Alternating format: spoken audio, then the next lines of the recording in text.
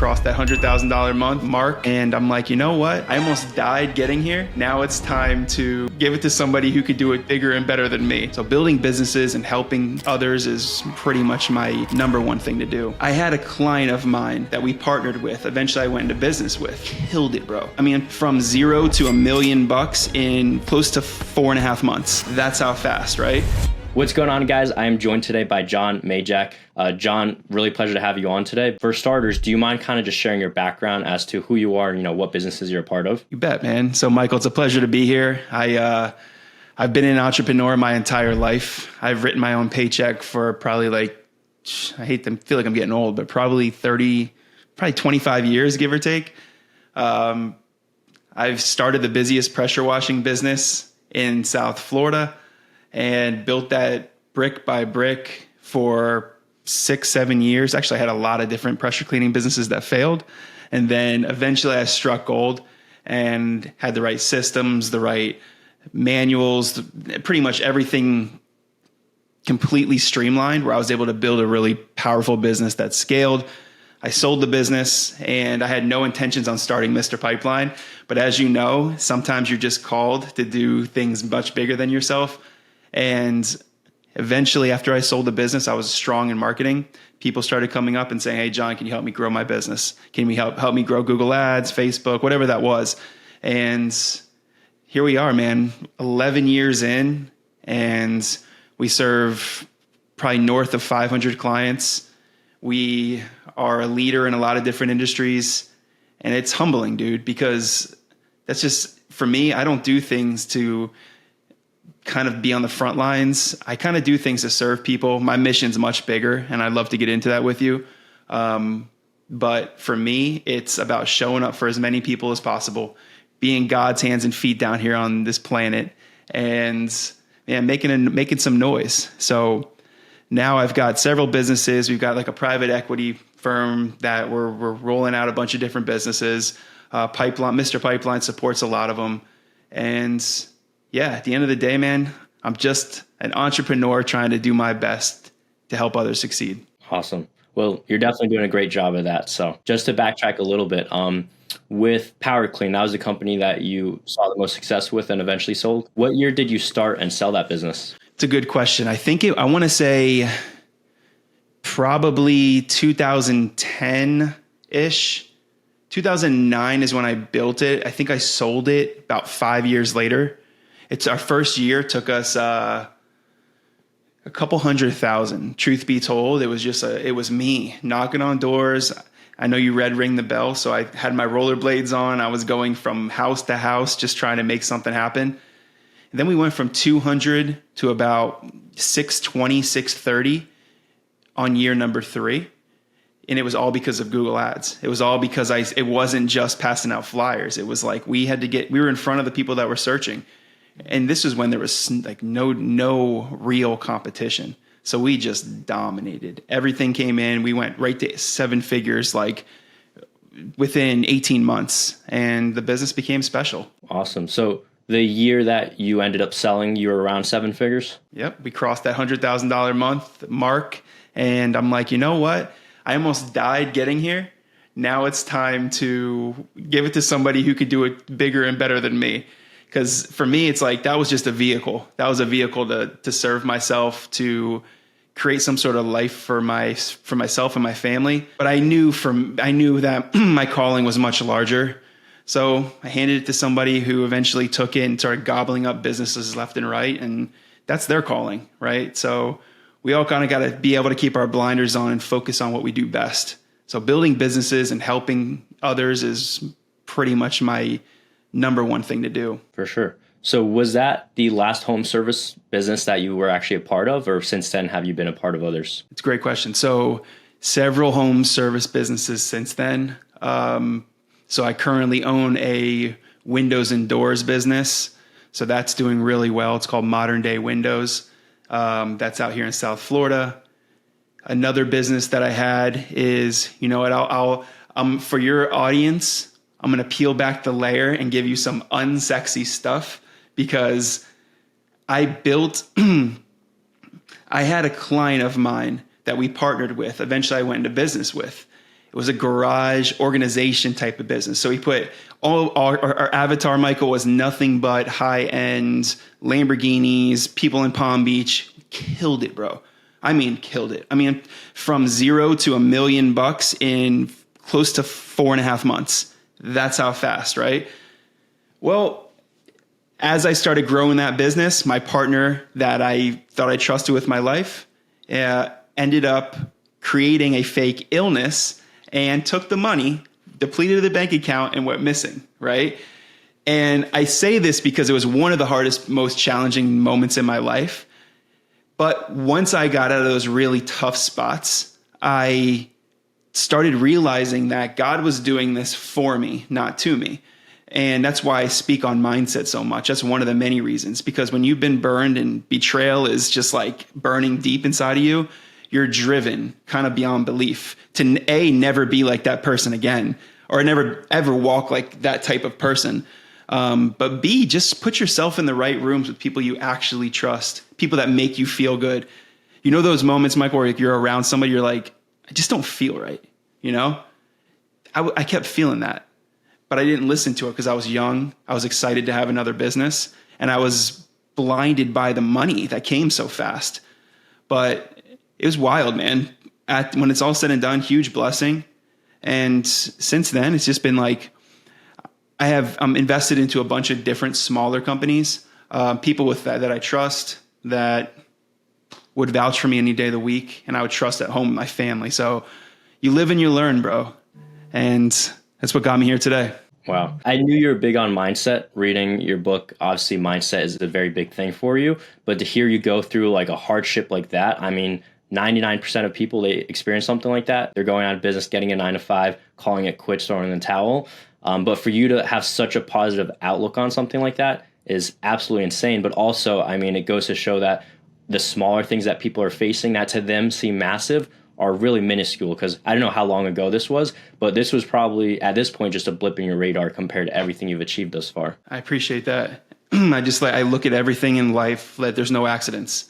It doesn't matter what you go through. You went through a lot of shit in your past. It wasn't by accident. It's so you can be a killer in the future for yourself and for your family and for God. It's like a lot of people who are given that easy road, they just don't realize how precious life is. And that, dude, being here with you today, I know you and I have been trying to coordinate this for a while, but it's my honor to be here, to show up for you, to give you everything I got. Because you know what? I can just tell you're a really good person, and we can do a lot of business. I could help you. You could help me. And it's like, more importantly, we can do what we can to serve people out there from a grand scheme. So it's how I think, man. I think differently. I'm all abundance, no scarcity. 100%. And even as offering pressure washing services, having that same exact attitude will take you so much further. Because if you just go there expecting to make money and be out, then you're not going to get very far. But if you're going there to serve them, then the money's going to follow. You're right on the money, man. We used to throw things in all the time. People got mad at us, like trying to just serve Mrs. Jones at a higher level. So we sold a roof cleaning job for $300. It's like, we would do the little things that most people would say, you should be charging for that. Well, that's why that customer came back forever. What is it? $10 in labor, $5 in chemicals. And it's like, now you've got a customer for life. The secret to the game in my life, either it's my personal life or it's in my businesses, you over deliver. That's it. Over deliver and mean it. Don't do it and expect something in return. Leave it all out on the floor. That's why you've been entrusted to be a business owner. And you do the bare minimum, you're going to get bare minimum results. Go above and beyond, comes back to you. 100%. Well, cool. And something you said just a minute ago that I actually really like is when, whether it's a business partnership or even a hiring employee, whatever it may be, someone that requires trust, is if you don't trust them to be like alone with your family or spending time in your house with your family, then you should not go into business with them or work with them. So at this point, you also mentioned that you're working more so with smaller businesses than maybe compared to that one. Is that just to kind of hedge against just in case something like this comes up again? Or is that just where you see more growth opportunity? Or can you kind of explain that? Sure. So for me, I only go into businesses now with owner operators that I believe in like through and through. So I know I gave the example of people that they can be in my house without me. But I play through those scenarios because trust is earned. And I gave it away too much in the early stages of my career. Now it's earned. So I'll do businesses with certain clients that say, hey, Jon, you know what? Let's do something bigger and better than marketing, right? So they'll come into the fold. We'll make sure that they fill a certain level of qualifications. And for me, it's not really a strategy for just playing into smaller companies. For me, it's like the avatar is somewhere in that $500,000, give or take. It knows that it shows me you know how to make money. It shows me you take business serious. You're not living at that 200,000 sitting in the truck at Taco Bell at lunchtime giving excuses. You're the guy who's like, sun up to sundown. I figured out how to get to $500,000. Now let's coach me. Let's consult me. Let's collapse time and get me to 7 figures. And that's where I'm at. And there's several other things I'm involved in, but like, I don't care what business you're in. Business is all, I've come to realize this, dude. Business is nothing more than the same practice, but you're flipping the widget. So for example, it doesn't matter if you're selling this cell phone, right? Like it's here's the widget. It needs marketing. It needs admin. It needs production. It needs sales. There's an executive component. If I'm selling pest control, it needs marketing, admin, production, sales, and an executive component. And it's like I've come to really understand that when you simplify things, you get out of your own head and you put SOPs in place for all of them, which takes time. We know it's easier said than done. But like when you really dial that stuff in, dude, you can every day you take a further step away back from your business, right? You're no longer a slave to the business. So my biggest thing is they've got to be in that ballpark. They've got to be somebody I can trust. And ultimately, can I scale it pretty fast with minimal risk? Awesome. So now from the perspective of most of the viewers who are probably, they're not in a position where they're going in and trying to partner with people, but maybe trying to get to that point of doing $500,000, $1 million per year. Something that's super valuable that you just said is keep it simple, but focus on those core 5 things that you just mentioned. Probably don't go all in on everything all at once, because that's where people get, lost. They get shiny object syndrome. They don't know where to focus on. But if you just take one of those departments and focus on that and build it up, and then go on to the next thing and the next thing, by keeping it simple, you're going to go that much farther. You better believe it. And too many people so I was a coach in Conquer. Yeah, I believe you had Brandon on, didn't you? Yeah. So Brandon's one of my favorite mentors. He's a contributor to Ring the Bell. He's one of the most brilliant people I've ever had the opportunity to be associated with.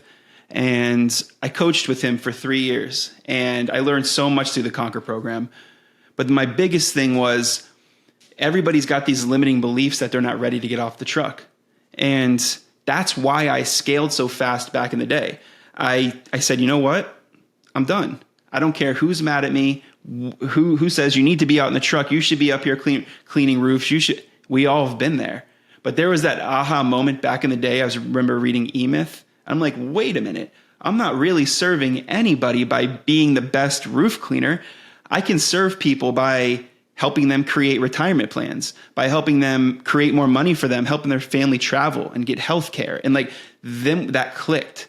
No longer technician. You became a business owner to be the CEO of your business. So start acting like it. Start moving like it. So yeah, when it's all said and done, it's like I always want to tell people. I coach a lot of people behind the scenes, and I'm like, let's get you off the truck. Let's put a target of 60 days. I know you're going to give me excuses why you can't.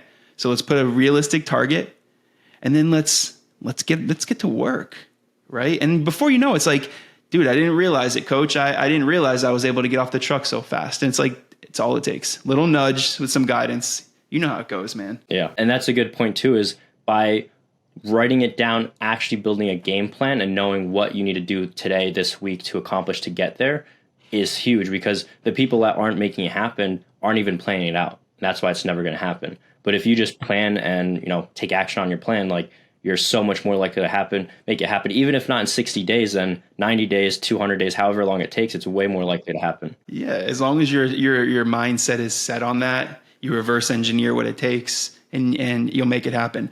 And for your audience that's looking to really grow, if they're caught in that 100 to 200,000 range, first of all, give yourself credit. Like look at yourself and be proud of yourself, because most people can't even get to that level.